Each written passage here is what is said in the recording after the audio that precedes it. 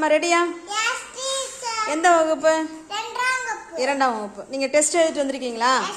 நான் கேக்குறேன், சொல்றீங்களா? பாட்டு.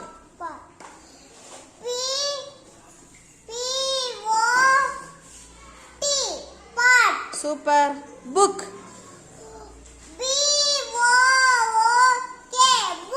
Very good. Pen. Super. Box.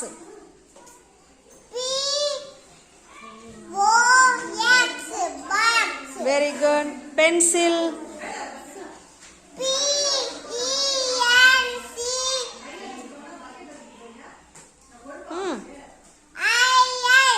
Pencil.